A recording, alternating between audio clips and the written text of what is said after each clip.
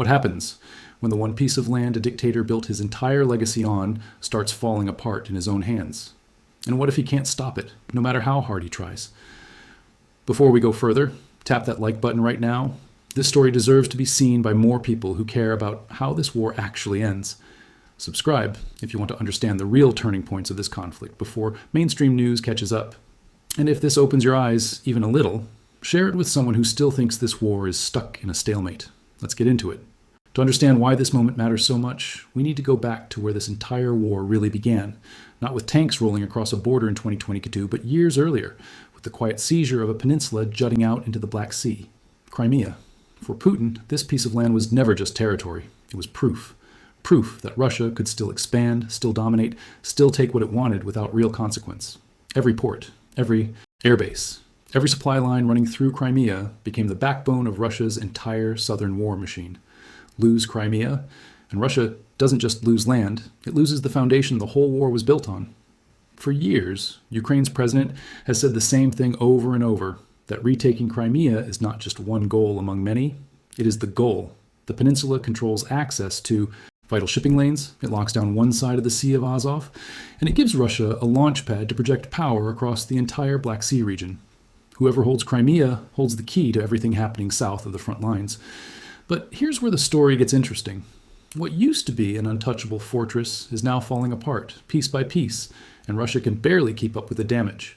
Ukrainian drones are now hitting the peninsula almost every single day, striking air bases, air defense systems, and power stations with a level of precision that would have seemed impossible just 2 years ago.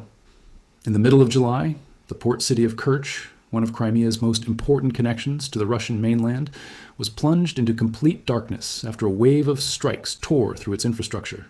This wasn't some remote village losing power for an hour. This was one of the most strategically important cities on the entire peninsula, going dark.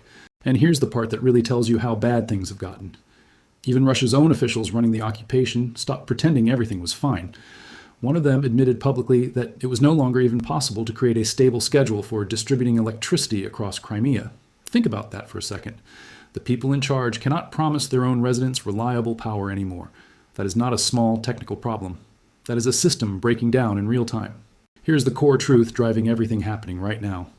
If Ukraine manages to fully cut Crimea off from the mainland, the massive bridge connecting it to Russia becomes meaningless, and the peninsula becomes an island in every sense that matters. Supplies stop. Reinforcements stop. Communication slows to a crawl, and once that happens, Russia's grip on Crimea starts to genuinely crack. This isn't just a theory floating around online. A retired American general who has tracked this war closely for years has laid out exactly why this matters so much. In his view, as long as Russia controls Crimea, Ukraine can never truly be safe along its own coastline, and there can never be a real, lasting peace. But what makes his perspective even more powerful is this. He argues that Crimea's fate isn't only Ukraine's problem. It's a question that touches the security of the entire Black Sea region, and by extension, all of Europe. Why? Because the Black Sea isn't just a body of water sitting quietly between two countries. It's a major artery for global trade. Russian oil and grain move through these waters. New trade routes connecting Asia and Europe pass through this exact region. Any instability here doesn't stay contained. It ripples outward, touching food security in North Africa and energy prices across Europe. And sitting right along the western edge of this sea are 3 NATO countries, which means whatever happens in Crimea isn't a local issue anymore. It's a direct question of alliance security. This is exactly why, at a major NATO summit in the middle of 2026, the alliance made its position unmistakably clear. Leaders reaffirmed their commitment to defending Ukraine's sovereignty and territorial integrity, a statement that directly includes the annexation of Crimea, something the international community has never legally recognized. On top of that, allied nations pledged well over 70 billion euros in military support for Ukraine for that year alone, with Black Sea security named as one of the top priorities for the alliance's entire southern flank. What was once just an expert's theory about Crimea's importance has now become official policy at the highest level of Western military cooperation. And here's why all of this matters so much beyond the battlefield. If Russia is allowed to simply keep what it took by force in Crimea, it sends a chilling message to the rest of the world. That borders can be redrawn through violence, and nobody will ultimately stop it. That is the precedent everyone is trying to prevent from being set in stone. So how exactly does Ukraine plan to take back a peninsula defended by one of the most fortified military positions in the region? The answer follows a clear and surprisingly logical progression. one that lines up almost perfectly with what's actually happening on the ground right now. The philosophy behind it can be summed up simply: wear the enemy down completely before ever attempting to take the ground itself. The first stage of this plan is isolation. The goal here is straightforward but incredibly difficult to execute. Cut Crimea off from Russia entirely, turning it into an island in every practical sense. To understand how this works, you need to understand how Crimea actually receives its supplies. There are really only two major lifelines. One is a long overland corridor stretching hundreds of kilometers from Russian territory into Crimea. The other is the famous bridge crossing the strait, along with the ferry routes that support it. Ukraine has spent months quietly targeting both of these lifelines at the same time, and the results have been staggering. According to a senior Ukrainian commander overseeing drone operations, military logistics traffic along that overland corridor dropped by more than 70% in just 2 weeks. Russia tried desperately to protect its fuel convoys by escorting them with mobile air defense units, but it barely slowed the bleeding. What makes this campaign so devastating isn't just its effectiveness, it's the economics behind it. The drones Ukraine uses to strike these targets cost a fraction of what traditional cruise missiles used to cost for the same job. We're talking tens of thousands of dollars per drone, compared to missiles that once cost millions of dollars each. This means Ukraine can now strike far more often, using far cheaper tools, and still cause massive damage. It's not just a tactical shift, it's an economic revolution in how this war is being fought. The physical evidence of this campaign is everywhere. Key bridges connecting Crimea to the mainland have been hit again and again. Railway crossings over critical waterways have been damaged repeatedly. Fuel terminals at major ports have suffered heavy damage. Large ferries that once shuttled supplies across the strait have been struck and knocked out of commission entirely. Then came what might be the most dramatic escalation of this entire campaign. In just the first 2 weeks of July, well over 100 vessels carrying fuel toward Crimea were struck. Many of these ships belong to what's often called the Shadow Fleet, vessels used specifically to dodge international sanctions. Suddenly, even the workaround Russia relied on wasn't safe anymore. The weapon making all of this possible is something that has completely reshaped naval warfare in this conflict: sea drones. These unmanned surface vessels have become one of the most remarkable stories of asymmetric warfare in modern military history. For a fraction of the cost of a warship, these small, fast, hard-to-detect drones have managed to sink or damage vessels worth hundreds of millions of dollars. In fact, these drones have struck roughly a third of Russia's entire Black Sea fleet, forcing the Navy to abandon its historic home port and retreat to what it hoped would be a safer harbor. But even that retreat didn't offer real safety. In mid-July, a Ukrainian naval drone struck and sank a Russian patrol vessel near that supposedly safer port. This wasn't just any ship either. It was reportedly connected to a notorious incident years earlier where Ukrainian naval boats were seized by Russian forces. So this wasn't only a tactical victory. For many Ukrainians, it felt like settling an old score, and these drone systems keep evolving. Newer versions are now capable of launching missiles and even shooting down aircraft, something that seemed almost unthinkable just a couple of years ago. With billions in fresh Western support flowing in, this arsenal is only going to keep growing. Now we arrive at the second phase of this strategy, and this is where things get truly brutal for Russia. The goal here isn't just to isolate Crimea anymore. It's to make holding on to it so painful, so expensive, and so exhausting that it becomes an unbearable burden rather than a prize worth defending. The clearest example of this phase unfolded in the middle of July. On the night everything changed, a massive wave of drones plunged the city of Kerch into total darkness. But the real damage went far beyond the power outage itself. When electricity failed, the pumping stations responsible for maintaining water pressure across the region also stopped working. Within hours, water supply was cut off entirely across 9 different districts, affecting hundreds of thousands of people who suddenly had no clean water flowing to their homes. This devastating strike wasn't a random stroke of luck. Just 1 day earlier, Ukrainian special forces working alongside local resistance fighters had carried out a precision strike on a major power plant, targeting its core cooling systems with specialized drones. Reports suggest repairs from that single strike could take anywhere from 2 to 5 months. This wasn't some minor facility either. Along with one other plant, it had been supplying roughly 90% of the entire peninsula's electricity. And this wasn't an isolated incident. It was the result of weeks of relentless coordinated pressure. Earlier strikes had already knocked out power in the region's largest city. Attacks on air bases had destroyed or damaged multiple Russian combat aircraft and wiped out storage facilities for attack drones. The pressure became so overwhelming that occupation authorities were forced to halt civilian fuel sales entirely and declare a state of emergency across the whole peninsula. The weight of all this became impossible to hide. The very official running the occupied territory admitted in his own words that daily life on the peninsula was now teetering on the edge of collapse. Whether people had gasoline depended on luck. Whether they had electricity depended on whether infrastructure had been hit that day. Whether they had running water depended on whether enough pressure remained in a broken system. A place that was once celebrated as Putin's crown jewel had quietly become a growing liability, dragging down the very regime that once used it as a symbol of triumph. Before we continue, here's something worth pausing on. If you've made it this far, you clearly want the full picture, not just headlines. So do one thing for me right now, tap that subscribe button and turn on notifications, because what comes next explains exactly why panic is spreading inside Russia's own ranks.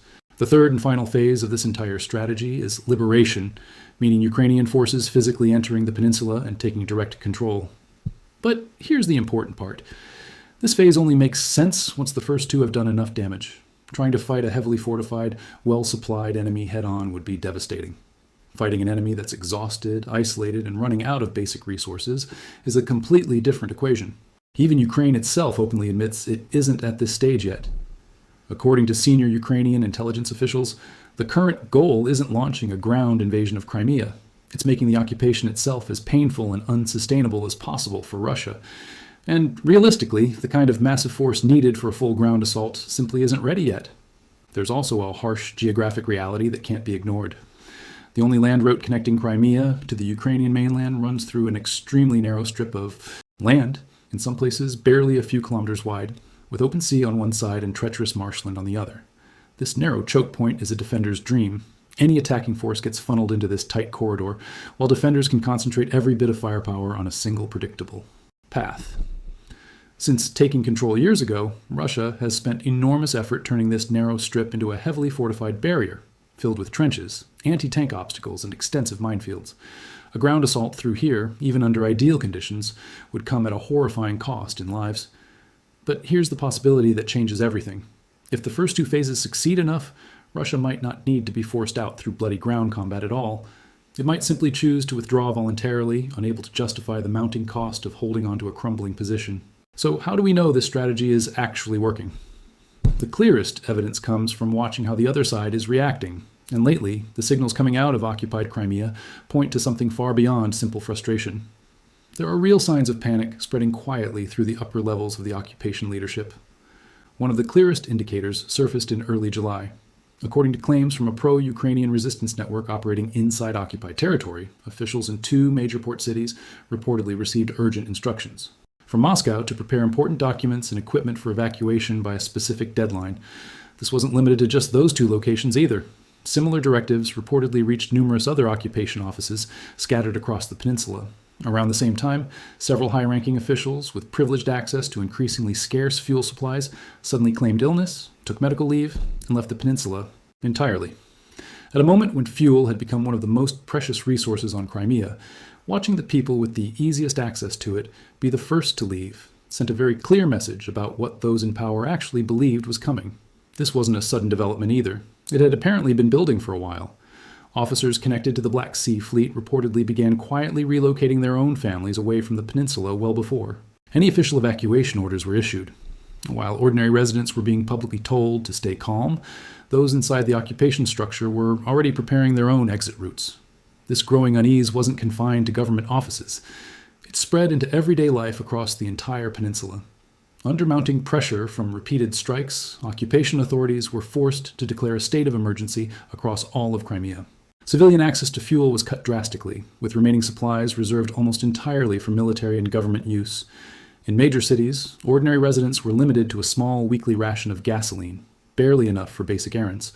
For a region that had spent years as a popular vacation destination, this year's tourist season essentially collapsed. Summer camps shut down. The overwhelming majority of hotel bookings were canceled outright.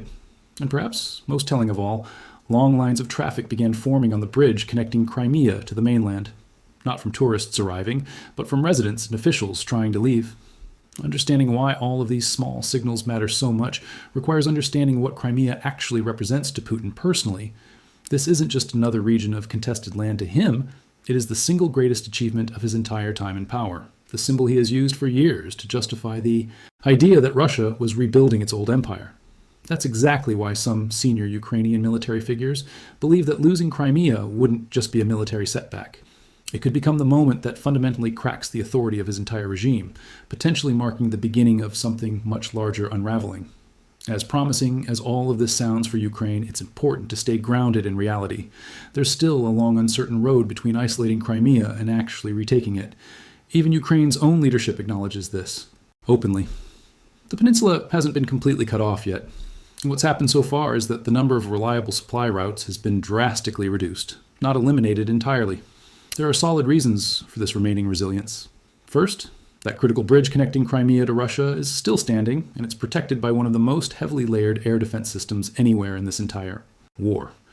Multiple advanced missile defense systems have been stacked around it, working together to intercept incoming threats. Massive towers have been built on nearby islands specifically to extend radar coverage and engagement range around the bridge.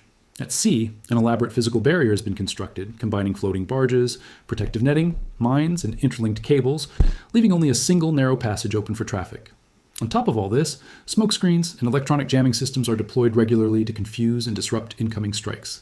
Despite this incredibly dense protection, Ukraine has managed to strike this bridge multiple times over the years, causing significant damage each time. But here's the frustrating reality. Damaging it repeatedly isn't the same as destroying it permanently. Full destruction would require hitting the exact same points over and over before repairs can be completed, all while fighting through that same dense web of defenses every single time. And each attempt uses expensive, limited resources that could otherwise be used elsewhere. Russia's ability to adapt shouldn't be underestimated either. Every time a supply line gets hit, Moscow scrambles to build an alternative.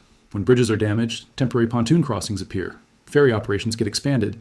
There are even reports of Russia constructing an entirely new railway line stretching hundreds of kilometers through occupied territory, specifically to create another path into Crimea.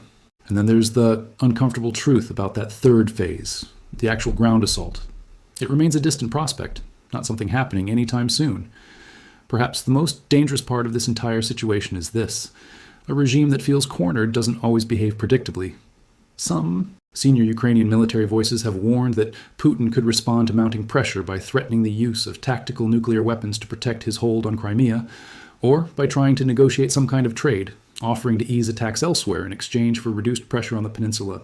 That said, plenty of experienced Western analysts urge caution before jumping to worst-case scenarios. History offers an important lesson here.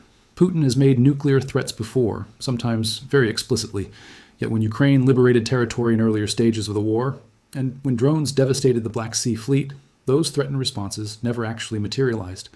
In moments of real humiliation, the pattern has consistently been quiet retreat rather than escalation. Recent intelligence assessments suggest that nuclear weapons would realistically only become a serious consideration if the survival of the regime itself were directly threatened. A fuel shortage or a collapsed tourist season, however painful, doesn't come close to that threshold. Perhaps the single greatest vulnerability in this entire strategy isn't military at all, it's political. A significant portion of Ukraine's long-range strike capability and intelligence support still depends heavily on continued backing from Western allies. And that support, as history has shown repeatedly, is never guaranteed to continue indefinitely. All of this leads us to a handful of possible paths forward. The first major question is simple. If Ukraine truly succeeds in fully isolating Crimea and making it unbearable to hold, what does Russia actually do next? There are really only two realistic outcomes. Either Russia continues stubbornly defending the peninsula at a rapidly escalating cost with each passing month, or it eventually swallows the humiliation and withdraws, much like it has done in other contested areas earlier in the war. That second outcome would carry enormous weight for Moscow. Losing Crimea wouldn't just end Russian military dominance across the Black Sea. It would deal a devastating blow to the image of strength Putin has spent years carefully constructing. And the political fallout from that kind of symbolic defeat at home could end up being even more damaging than the military loss itself. The third possible path looks further ahead. If Western support continues flowing steadily, this strategy could keep grinding away at Russia's position until it's eventually forced toward serious negotiations. But if that support slows down or gets interrupted, the isolation campaign could stall out before completion, and the war could settle back into the kind of grinding stalemate we've seen play out in other stretches of this conflict. In the end, under the right set of circumstances, this strategy genuinely has the power to reshape how this entire war concludes. Whether all those circumstances actually align at the same time is something nobody can say for certain yet. But one thing is becoming harder and harder to deny. The peninsula that once symbolized Putin's greatest triumph is now quietly becoming the very place that could unravel everything he built his power on.